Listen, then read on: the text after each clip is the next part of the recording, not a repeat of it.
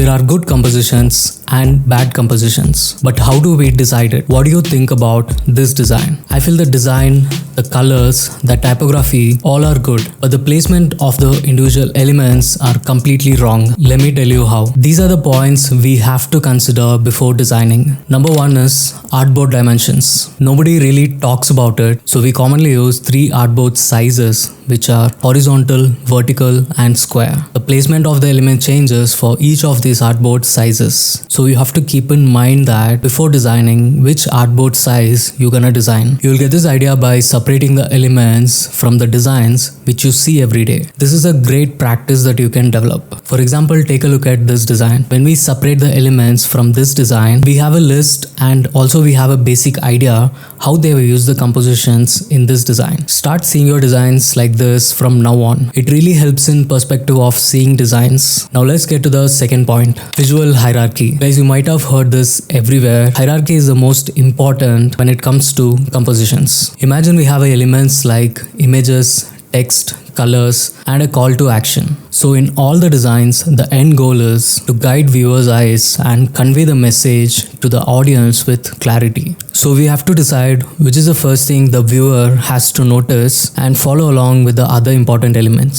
Since this is a clothing brand, we have to highlight the model and the costume. And the secondary hook would be the text. Following that, the third important hook would be the call to action. Now we can say that hierarchy is well used in this design and also which helps in compositions. Now let's move to the next point, which is white space. So guys, white space is not just the empty space in your designs. It really helps to get focus to the main element. For example, you can see I've left more white space around the call to action button because I want the viewers to notice it without any distraction. So that's how powerful is white space. And generally, white space is used to give breathing space in your designs so that it's not cluttered and it'll be easy to understand what the design is trying to say. Finally, the most important element, text placements. So guys, we really mess up in the text part in our designs. Imagine you have a text given like this and you have to add this in your designs. Try to split it like this: the main heading, the secondary heading, and other important elements.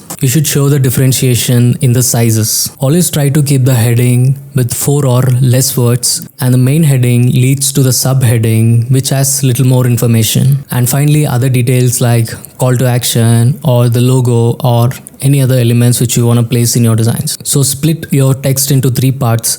It always helps in and gives clarity to the audience. Guys, finally, a quick tip.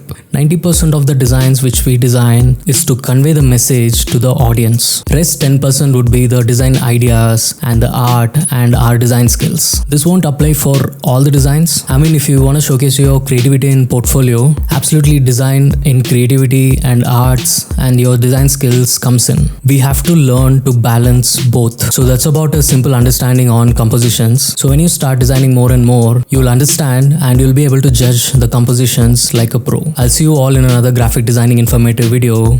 Have a great day.